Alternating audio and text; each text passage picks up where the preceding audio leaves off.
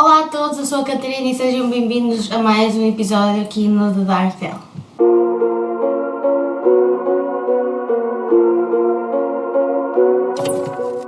Se é a tua primeira vez aqui no canal, sente bem-vindo. Eu falo de crimes reais.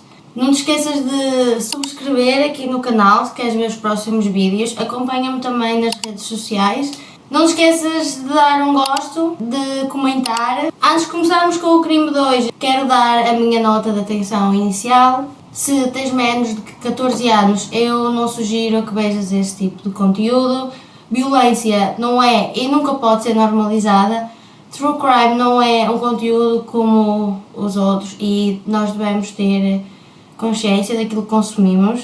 A leitura de notícias sobre crimes pode causar ansiedades exageradas sobre a possibilidade de se tornar uma vítima e, para as pessoas que sofrem de violência, a abundância de informação pode ser difícil de gerir. E é isso, pessoal, com a minha nota dada, vamos então passar para o caso de hoje. E eu não fazia ideia, eu tinha visto este caso e achei um caso interessante e é por isso que eu vos trago aqui hoje, por isso é que eu trouxe para o canal, mas eu não sabia que tinha sido tão grande a nível mediático nos Estados Unidos na altura, então é interessante. O caso de hoje é sobre os irmãos Menendez. A história começa com o patriarca da família e este é o José Henrique Menendez. O José Menendez nasceu a 5 de maio de 1944 em Havana, Cuba. O pai dele foi uma estrela no futebol e a mãe era uma campeã de natação. E o José retirou muito dos pais, ele era muito competitivo, era atlético e normalmente ganhava. Ele era muito bem sucedido em todos os esportes que fazia, basquetebol, futebol, natação, etc. Quando o José tinha cerca de 15 anos, em 1960, Cuba passou por um estado um pouco caótico. O Fidel Castro tinha tomado controle total do exército e do poder político e era agora o primeiro-ministro de Cuba. Então os pais do José achavam que já não era seguro para ele e decidiram enviá-lo para os Estados Unidos quando ele tinha apenas 15 anos. Então o José veio para os Estados Unidos sozinho. Os pais decidiram ficar em Cuba porque eles tinham propriedades e muitas delas tinham sido confiscadas pelo governo comunista do Fidel, mas eles decidiram ficar para tentar proteger o pouco que lhes restava. Nos Estados Unidos, a primeira casa onde ele viveu foi no sótão do seu primo, o que, como podem imaginar, foi uma mudança muito grande para ele. Mas felizmente ele continuou a praticar desporto e isso trazia-lhe uma sensação de normalidade, porque pelo menos ainda tinha o desporto, e ele eventualmente conseguiu uma bolsa de estudo devido à natação. Ele acabou por ir para Southern Illinois University e em 1962 ele conheceu a Mary Louise Anderson, que tinha a alcunha de Kitty, é assim como vou referir a ela até ao final do vídeo. A Kitty estava há alguns anos à frente dele na universidade. Ela nasceu em 1941. Ela cresceu em Chicago, já tinha ganho alguns concursos de beleza, então ela era uma mulher atraente e o José sentiu-se atraído por ela logo no início. Eles gostaram um do outro e rapidamente começaram a namorar. Em 1963 a Kitty acabou os estudos dela, graduou-se da Southern Illinois University e o José decidiu que ia terminar também os estudos por aqui. Então ele decidiu sair da universidade quando a Kitty terminou. Ele tinha apenas 19 anos na altura. Depois disto eles decidiram mudar-se para Nova York, onde a Kitty começou a trabalhar a full time como professora. E o José decidiu candidatar-se à Queen's College. Ele na verdade decidiu que era bom com números, então ele iria licenciar-se em contabilidade e durante este tempo ele trabalhava em part-time a lavar pratos no restaurante. Eventualmente a Kitty engravidou do primeiro filho e era um rapaz. O nome dele era Joseph Lyle Menendez e ele nasceu em Nova York a 10 de julho de 1968. Os pais e os amigos chamavam-lhe Lyle como diminutivo. E nesta altura a Kitty despediu-se do seu emprego como professora porque ela decidiu que queria ser mãe a tempo inteiro, ela queria ser dona de casa e estar em casa com os filhos. E a Kitty, segundo relatos, ela estava muito feliz de ser mãe, estava muito empolgada. Eventualmente Nova York tornou-se demais para eles, então eles decidiram mudar-se e eles foram para Nova Jersey. Especificamente eles mudaram-se para Blackwell, New Jersey, que é uma comunidade pequena. E aí, em 21 de novembro de 1970, eles tiveram o segundo filho, o Eric Menendez. Durante este tempo, o José decidiu que iria mudar de carreira. Ele acabou de ir para a indústria musical, então muito diferente, contabilidade, mas ele gostava de música e gostava de dinheiro, então mudou-se para o ramo da indústria musical. E acabou por ser uma boa decisão, porque nos anos 80 ele era top executivo da RCA Records. Eles assinaram grupos muito conhecidos, com o mais popular a ser o Duran Duran. A família mudou-se para uma mansão de $1 milhão em Princeton, Nova Jersey, e os dois filhos estudavam na Princeton Day School, que era uma escola prestigiada e altamente ranqueada entre as escolas privadas. E assim que os rapazes começaram a andar e a falar, as expectativas sobre eles eram muito elevadas. Os pais exigiam nada além de perfeição dos filhos. Eles tinham que ser excelentes em tudo, tanto no desporto como a nível académico. Eles não eram o tipo de pais que incentivavam os filhos a jogar um desporto só pela diversão, aquele lema: o que importa é divertir-se. Eles não queriam o prémio de consolação, não, eles queriam que os filhos fossem excelentes em tudo o que faziam, que fossem o número 1. Eles queriam que os filhos fossem o melhor dos melhores. E um desporto que os rapazes acabaram por experimentar, e na verdade eram muito bons, era o ténis. Ambos os irmãos eram excelentes no ténis e os pais acabaram por colocar muito dinheiro em treinos e aulas. A mãe deles, a Kitty, era a claque deles. Ela ia vê-los aos treinos, aos jogos, às competições. Ela estava lá na bancada sempre a apoiar os filhos. E por esta altura, visto de fora, parecia que a família estava muito confortável e muito feliz, parecia que tudo estava bem, parecia que tinham a vida perfeita. Em 1986, o José decidiu que ia deixar a indústria da música e ele decidiu que iria para a indústria cinematográfica. Então, e claro, onde é que tens que ir quando queres trabalhar na indústria de cinema? Hollywood. Então a família fez as malas e eles mudaram-se para a Califórnia. Em 1987, o José começou um novo emprego a trabalhar para a Live Entertainment, que era uma companhia recém-criada e que estava na decadência. Só para vos dar uma ideia, a companhia perdeu mais de $20 milhões no ano anterior, então não começaram da melhor forma. A Kitty estava um pouco nervosa com esta mudança entre estados, mas o José estava convencido estava confiante que ele ia entrar e salvar o negócio. E na verdade funcionou, porque no primeiro ano que o José começou a trabalhar lá, ele conseguiu aumentar as receitas por $8 milhões e no segundo ano ele conseguiu o dobro, ou seja, cerca de $16 milhões. O José era conhecido por fazer o necessário, whatever it takes, por usar algumas táticas não tão corretas e um pouco implacáveis dos negócios que ele fazia, mas definitivamente ele beneficiava com isso, porque eventualmente ele foi nomeado como CEO da empresa e o CEO é o maior maioral, é o boss dos bosses. E quando começou essa posição, o salário dele era de $500 mil por ano, com adicionantes até 860 milhões em bónus. A companhia criou a policy de seguro de vida para todos os top executivos. Então a Live Entertainment criou um também para o José e eles se tornaram a empresa como a principal beneficiária caso alguma coisa lhe acontecesse. Mas eles também criaram uma segunda apólice para os empregados que valia cerca de $5 milhões e para esta o beneficiário poderia ser qualquer pessoa. No trabalho, o José era praticamente aplaudido e admirado pelas pessoas no topo, mas toda a gente que trabalhava por baixo dele, trabalhava para ele, não com ele, odiavam-no. Na verdade, é seguro dizer que o desprezavam. Ele também tinha uma reputação horrível com as mulheres. Ele conseguia ser agressivo, muito intimidador,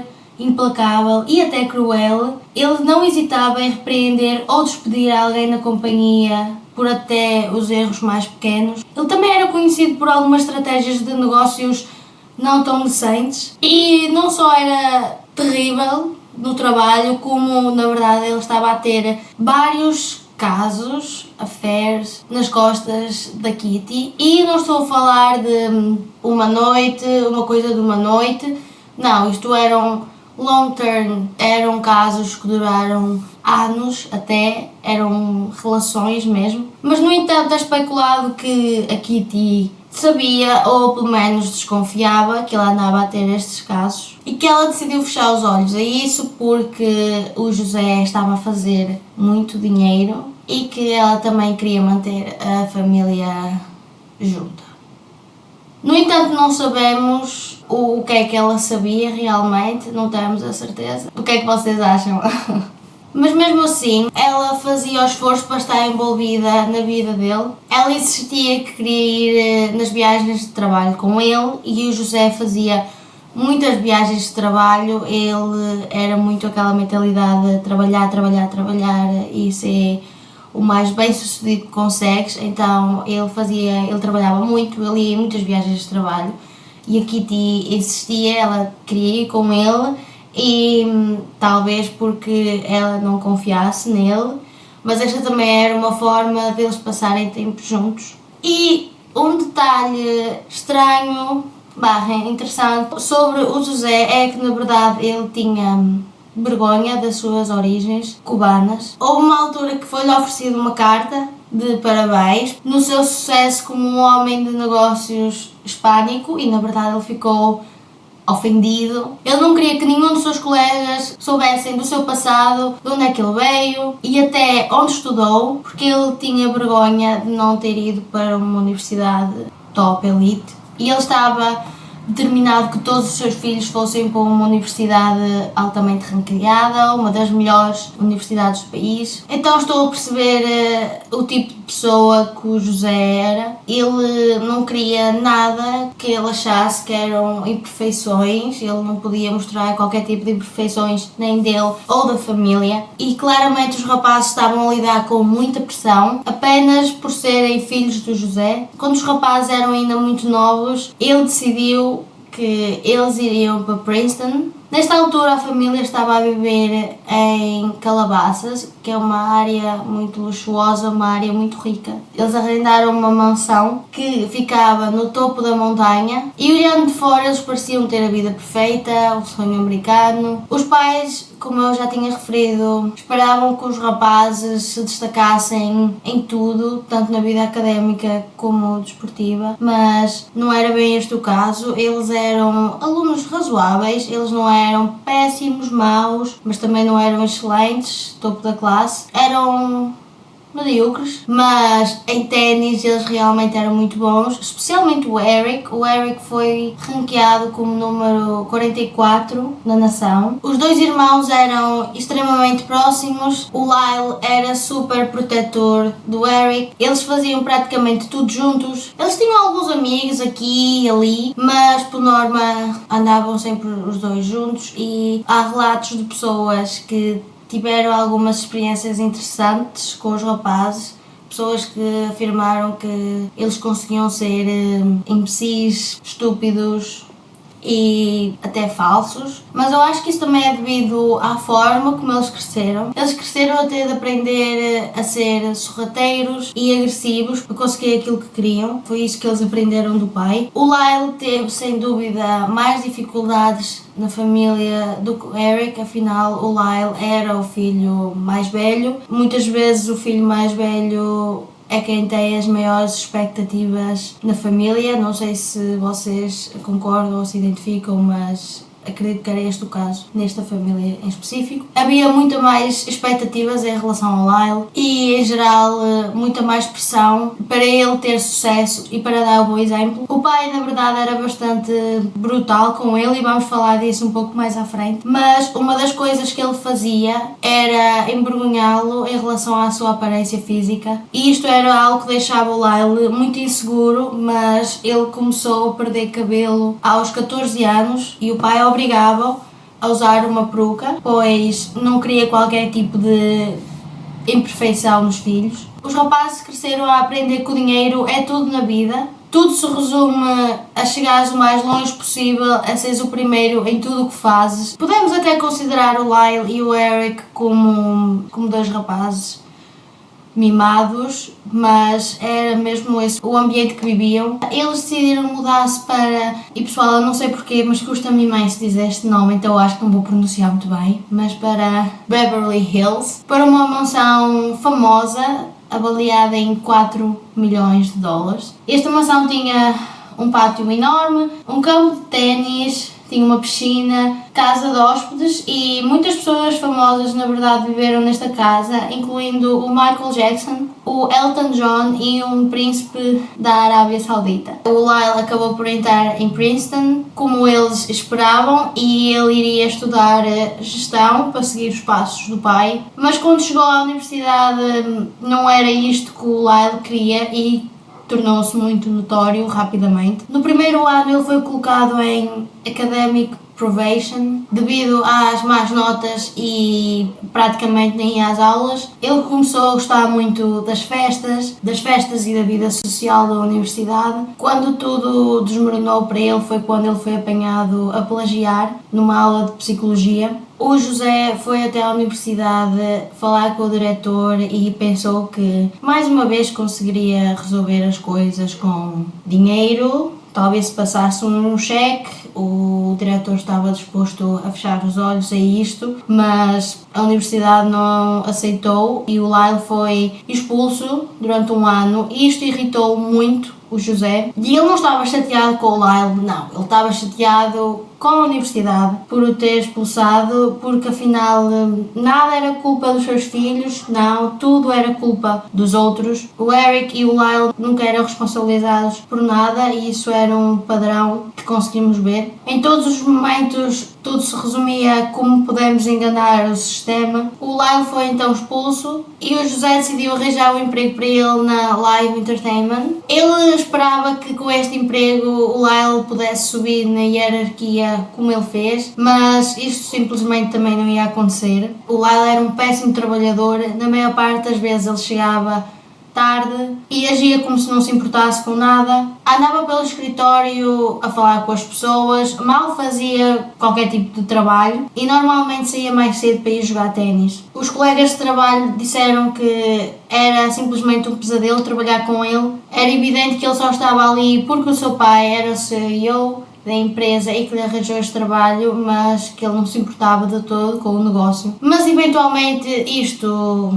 escalou até um ponto que nem o facto do seu pai ser o CEO o iria ajudar e o Lyle foi despedido da Live Entertainment. Enquanto isto, o Eric ainda andava no liceu e ele jogava ténis também e também representava. Ele chegou a ganhar um prémio de melhor ator na escola. Ele também gostava de escrever. Ele tinha um amigo chamado Craig e eles os dois juntos escreveram uma peça de teatro chamada Friends. Não é o Friends que vocês estão a pensar. Esta peça falava de um filho que matou os próprios pais para ficar com a herança. A Kitty gostava muito do trabalho do seu filho e estava muito orgulhosa da sua escrita e de tudo que ele fazia. No entanto, nada interessava ao pai. E não era só como se o José estivesse um pouco desiludido, como os rapazes tinham tornado. Não, ele achava que eles não eram suficientemente bons. Estava muito desiludido com o Lyle por ter sido expulso da universidade e depois por ter perdido o emprego. Também estava muito preocupado com o Eric e parecia que ele estava mesmo a ponderar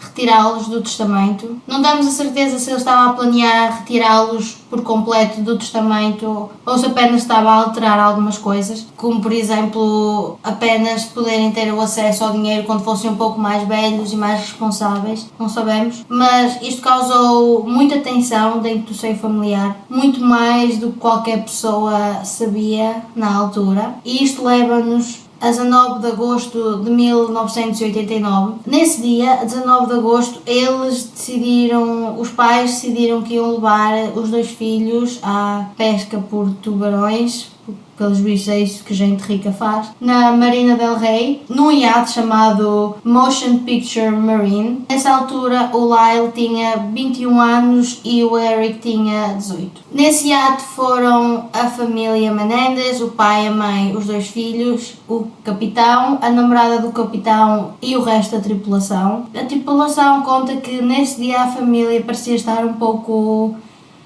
desligada, parecia haver uma desconexão entre eles. Eles não passaram muito tempo juntos no iate, não pareciam querer falar uns com os outros. Os rapazes acabaram mesmo por se distanciar do José e da Kitty. Eles foram e sentaram-se num lado diferente do iate do que os pais e não pareciam querer estar perto deles de todo. No dia seguinte, no dia 20 de agosto, era um domingo, o Eric e o Lyle decidiram ir ao cinema. A Kitty e o José decidiram ficar por casa e eles foram até ao Den, que é uma espécie de sala de estar que tinham no barco. Eles decidiram que iam fazer a sua sessão de cinema em casa mesmo. Estavam a ver um filme, estavam a comer gelado de baunilha e de morangos e a Kitty estava de pijama, então uma sessão muito casual em casa. Eles estavam a ver o filme em casa quando, por volta das 10 da noite, o Eric e o Lyle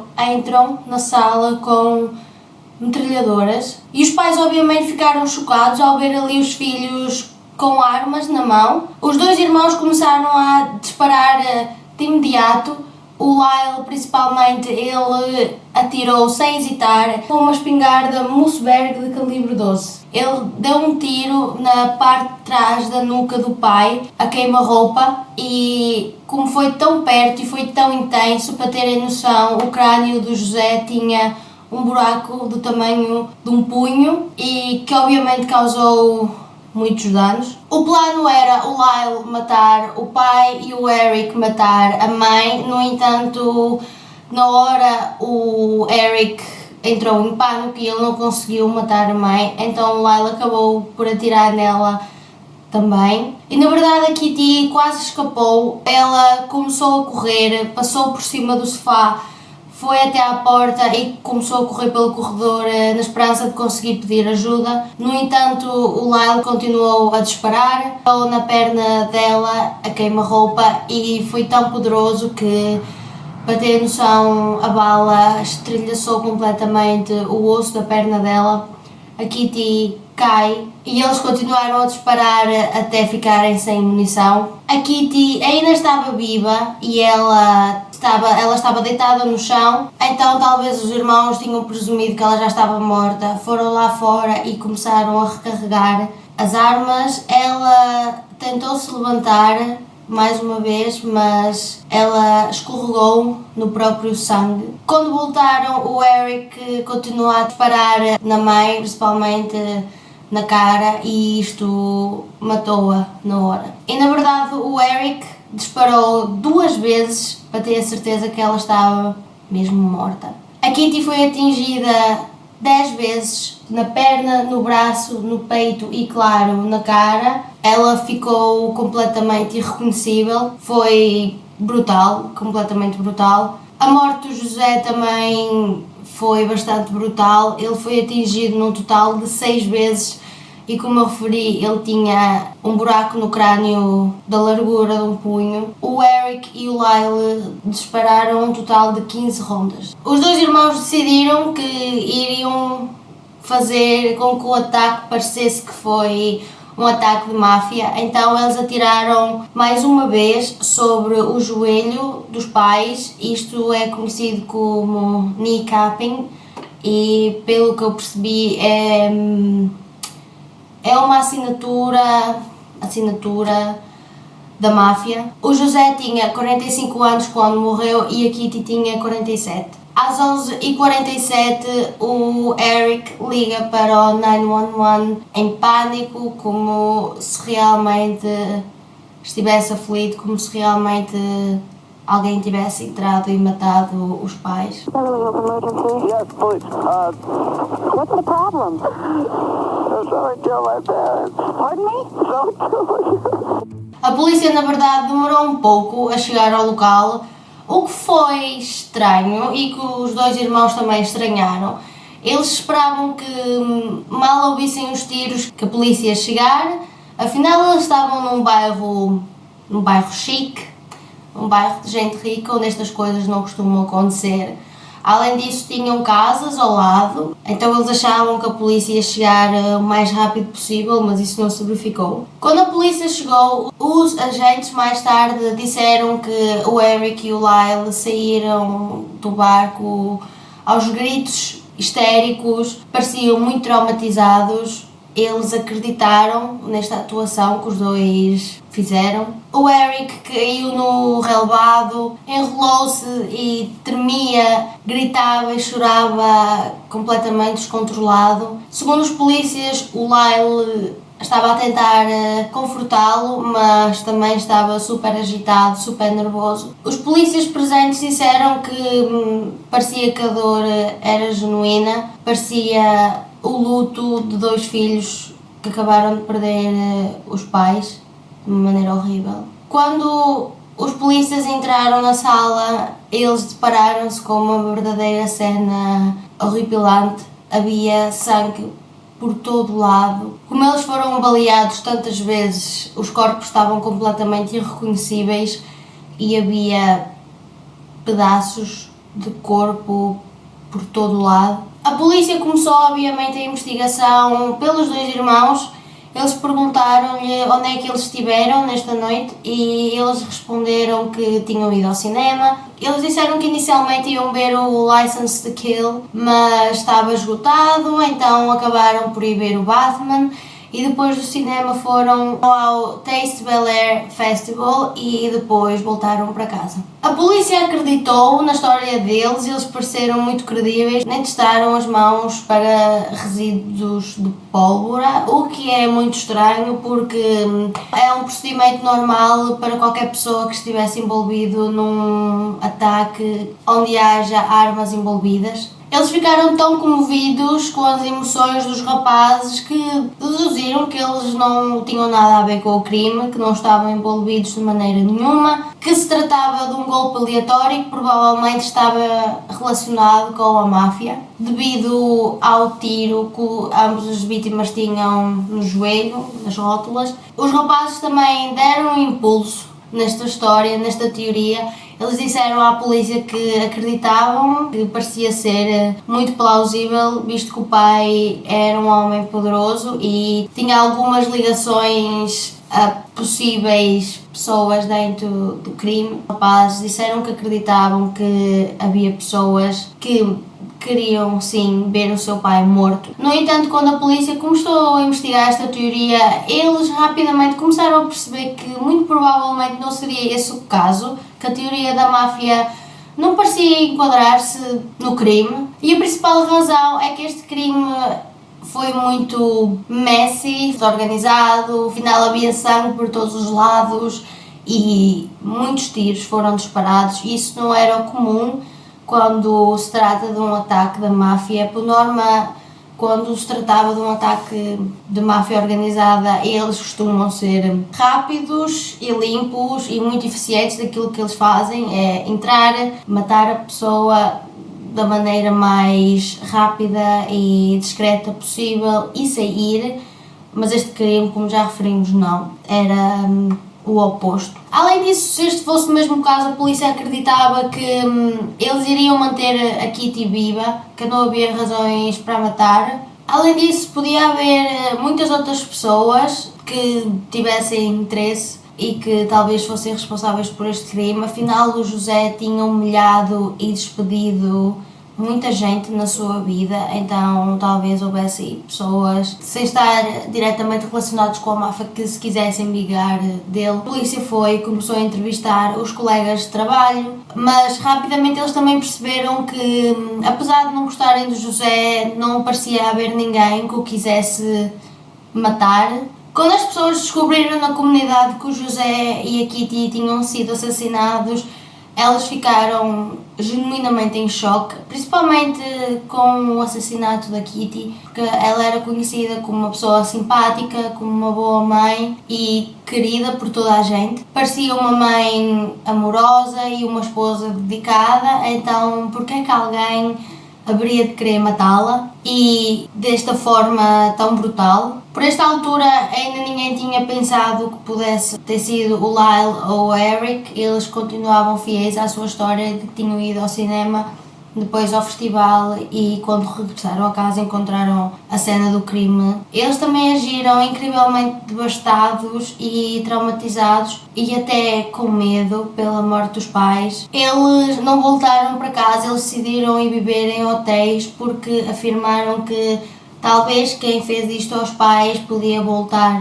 a os magoar também. Eles também contrataram guarda-costas e começaram a usar coletes à prova de bala, mas começaram a gastar a fortuna dos pais imediatamente. No dia 24 de agosto, literalmente no dia anterior ao funeral dos pais, o Lyle acabou por comprar 3 Rolex. Eles chegaram no funeral super bem vestidos, apraltados e chegaram tarde, eles atrasaram-se para o funeral dos próprios pais. Os rapazes estavam a agir de uma forma muito estranha. No funeral o Lyle também fez algumas piadas que se podem considerar piadas de mau gosto.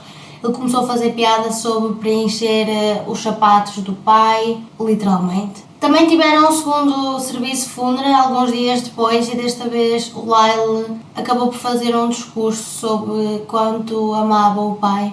As pessoas acharam isto muito estranho e foi um funeral grande, estavam cerca de 200 pessoas neste funeral, mas não eram amigos do casal, eram praticamente colegas de trabalho apenas.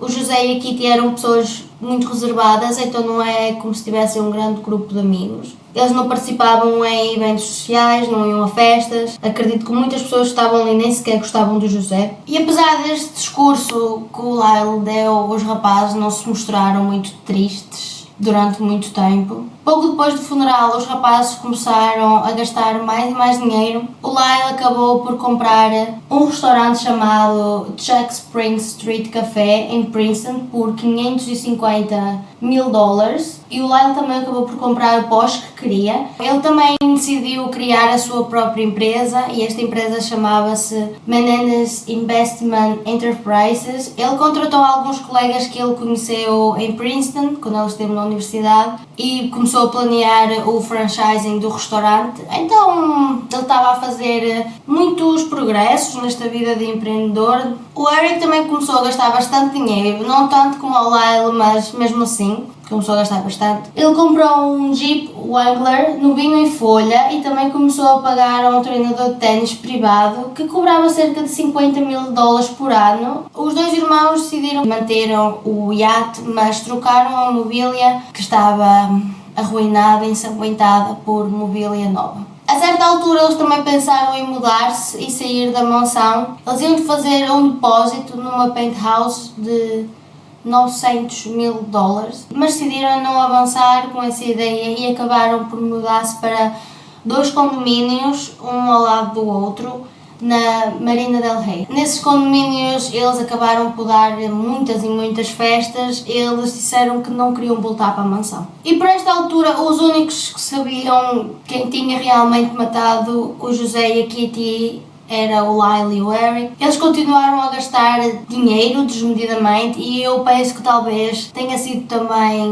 uma forma de cooperar com o stress que estavam a sentir, afinal eles acabaram de matar 2 pessoas. O Eric começou a gostar muito de apostar, principalmente em casinos, e ele começou a perder muito dinheiro desta forma. Ele também decidiu mudar o seu plano inicial, que era ir para o SLA para jogar ténis, e decidiu ir fazer competições no Médio Oriente e fez isso durante algum tempo. Na verdade, o Eric esperava tornar-se profissional em ténis, pois ele adorava jogar ténis, ele adorava o jogo. Ele comprou também um guarda-roupa novo, ou seja, ele reformulou o closet e também comprou um Rolex. Então os dois irmãos continuaram a agir como se estivesse tudo bem. Eles começaram a conduzir o Mercedes da Kitty e a passear e a gastar mais e mais dinheiro. 6 meses depois do homicídio dos pais, os dois irmãos tinham gasto $700 mil, o que equivale a 1,5 milhões de dólares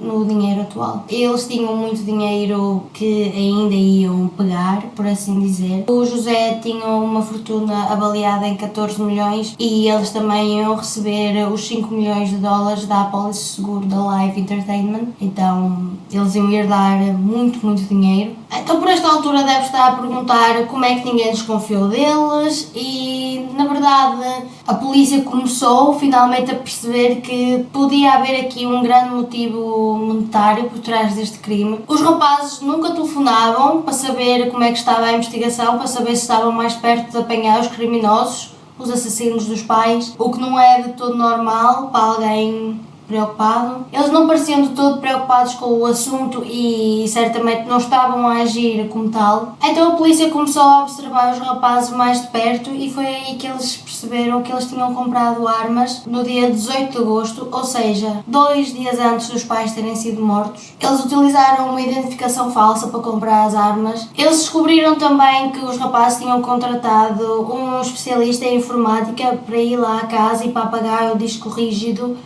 do computador da família, e isto era importante porque eles acreditavam que o José tinha as versões mais recentes do testamento neste disco rígido. Os rapazes tinham um amigo chamado Craig, então a polícia decidiu entrar em contato com o Craig e pediram para ele ir almoçar com o Eric, e ele foi. Eles foram almoçar no dia 17 de novembro. O Craig fala então com o Eric, pergunta se ele quer ir almoçar, então eles foram, um almoço muito descontraído entre dois amigos, mas o Eric parecia muito nervoso e muito agitado. O Craig começou a fazer um pouco de pressão, disse ao Eric que podia confiar nele e podia desabafar com ele, e o Eric confiava no Craig, então ele acabou por contar o plano que ele e o irmão tinham feito. O Eric contou ao amigo que o plano era ele matar a mãe e o irmão matar o pai, mas quando chegou à altura ele entrou em pânico, não conseguiu matar a mãe, então o Lyle acabou por ter de ser ele. Ou seja, o Eric confessou ao Craig do assassinato, mas como não tinha utilizado nenhum dispositivo de gravação, a polícia pediu ao Craig para voltar a almoçar com o Eric. Eles foram, mas desta vez o Eric não confirmou a história, não se descaiu.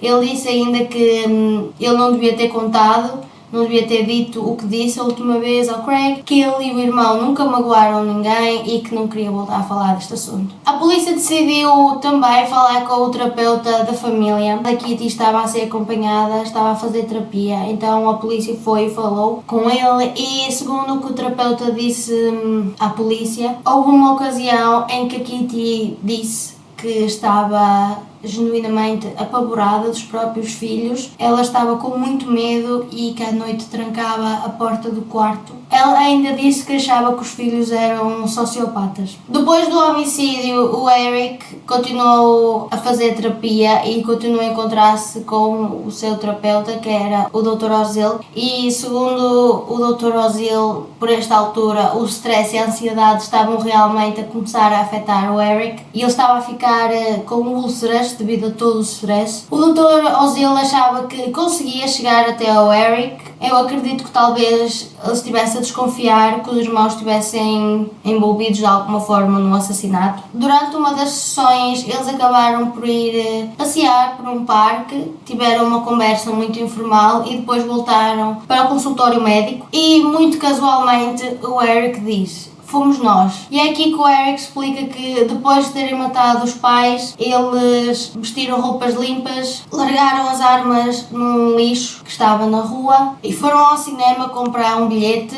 para terem alibi para aquela noite. O Dr. Ozil disse ao Eric para ligar ao Lyle e para pedir ao irmão para eles se juntarem a eles no consultório médico. O Eric liga ao irmão e, lembrando que o Lyle não fazia a mínima ideia que o Eric tinha acabado de confessar o crime, então ele foi e encontrou-se com eles. O Dr. Ozil decidiu que ia secretamente gravar a sessão.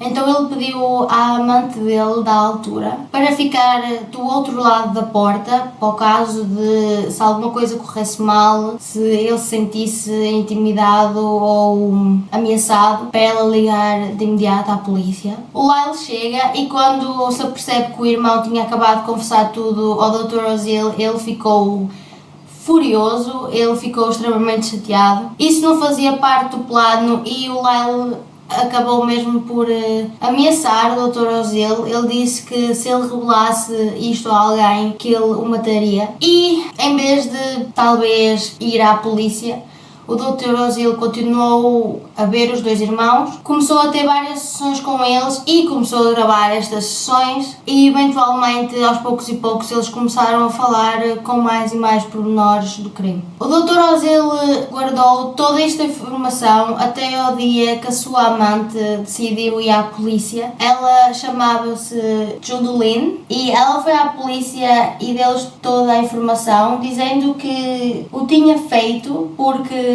o Dr. Ozil a maltratava e ela queria vingar-se dele. Então a polícia recebeu uma intimação para obter as cassetes e foram buscá-las a um cofre que ele tinha no banco em Ventura Boulevard. O Lyle tinha acabado de descobrir, ele já sabia que a polícia tinha ido apreender as cassetes com as gravações que tinha a confissão do irmão, então ele estava a pensar fugir do estado. A polícia decidiu que não podiam perder tempo, que o Lyle sabia que o jogo estava a apertar-se e que a possibilidade de fuga era uma opção. Então no dia 8 de março de 1990, mais de uma dúzia de agentes da polícia mandaram parar quando ele estava a sair da sua garagem. Eles mandaram-no sair do veículo, deitaram-no no chão com a cara virada para baixo, algemaram-no e levaram-no para a esquadra da polícia. Enquanto isto tudo acontecia, enquanto o Lyle estava a ser detido pela polícia, o Eric na verdade estava em Israel numa competição de ténis e quando ele recebeu a chamada que o irmão tinha sido detido, segundo as pessoas que estavam à volta dele, ele começou a chorar histericamente. Ele não foi direto para a Califórnia, ele acabou de voar de Israel até Miami, onde tinham alguns familiares, e depois de conversar com uma tia, ela convenceu a voltar para a Califórnia e a entregar-se. Então o Eric viaja de Miami até Los Angeles e ele acaba por se entregar mesmo ali no aeroporto de Los Angeles no dia 11 de março de 1990. A polícia não perdeu tempo e as acusações contra os rapazes foram apresentadas no dia seguinte. Mas foi estranho porque durante a audiência da acusação os rapazes não pareciam de todo preocupados. Eles pareciam muito descontraídos e não incomodados de todo com o facto de estarem a ser acusados com a morte dos pais. Eles entraram na sala de audiências de Beverly Hills com roupas elegantes, estavam sorridentes e pareciam muito confiantes. Quando as pessoas descobriram que os dois irmãos estavam a ser acusados de matar os pais, amigos e familiares, não queriam acreditar. Alguns membros da família apoiaram-nos e sentaram-se na primeira fila na sala de julgamento. O treinador de ténis sentou-se na primeira fila, a namorada do Eric também e até a avó dos rapazes, a mãe do José, sentou-se na primeira fila. Ela sempre acreditou que os irmãos estavam inocentes. O juiz explicou-lhes que estavam ambos a ser acusados de matar os pais para obter ganhos financeiros e que podiam enfrentar a pena de morte. Os irmãos Menendez declararam-se inocentes. A defesa e a acusação acabaram por perder muito tempo a discutir se podiam utilizar ou não as gravações do Dr. Ozil, se podiam ou não ser admitidas em tribunal, se era justo por se tratar de um assassinato ou se ainda se enquadrava na confidencialidade do paciente. O Supremo Tribunal da Califórnia decidiu que 2 das 3 cassetes podiam sim ser utilizadas em julgamento e uma delas continha a confissão do Eric. E eles determinaram isto pelo facto de Lyle ter ameaçado a vida do Dr. Ozell, então com isto ele perdeu o direito de confidencialidade médico-paciente. Então agora a defesa, sabendo que iriam utilizar as cassetes no tribunal, eles não podiam alegar utilizar a história de que os irmãos eram inocentes, que eles não tinham nada a ver, afinal a confissão estava lá. Tinham que usar outra estratégia. Eles não podiam fingir que os rapazes não tinham cometido o crime. Então, em julho de 1993 foi anunciado pela primeira vez que o Eric e o Lyle tinham realmente matado seus pais em legítima defesa após uma vida de abuso psicológico, físico e sexual nas mãos do seu pai e que eles mataram a sua mãe também porque ela permitiu que isto acontecesse. The question is not whether the Menendez brothers killed their parents. They admit that they did. Instead, the focus of the case has long been why they did it. They insist that they killed out of fear and in self-defense after a lifetime of physical, emotional, and sexual abuse suffered at the hands of their parents. Quando estas alegações de abuso por parte dos pais saíram, a mídia simplesmente enlouqueceu. Havia muitas e muitas opiniões, as pessoas pareciam um pouco divididas. Muitas pessoas achavam que eles realmente tinham sido vítimas de um abuso por parte dos pais. Lyle and Eric Menendez had been behind bars in California for more than 3 decades for the 1989 killing of their parents Jose and Kitty Menendez. Convicted of first-degree murder and sentenced to life in prison. The prosecution's theory was they got tired of their lives being micromanaged. They wanted to spend the money the way they wanted to spend the money. They were buying Rolex watches. They were buying real estate. The way that they acted was not like, oh my goodness, my parents are dead. It was soulless. It was strictly greed from day one. You believe they wanted a portion of the money? They wanted it all. It's not a complex case. It's a simple case. They were abused their whole life. My dad had been molesting me. He raped me. The brothers were claiming that we were molested by our father. When we threatened to go public, they threatened to kill us, and so we had to go in and kill them before they killed us. I thought he was going to kill me that night. The only way you're going to save your ass is to say that you were molested, and that's what they did. It's divided the family immensely. I love my cousins. They shouldn't have gone through what they went through. They're not lying. They were being abused.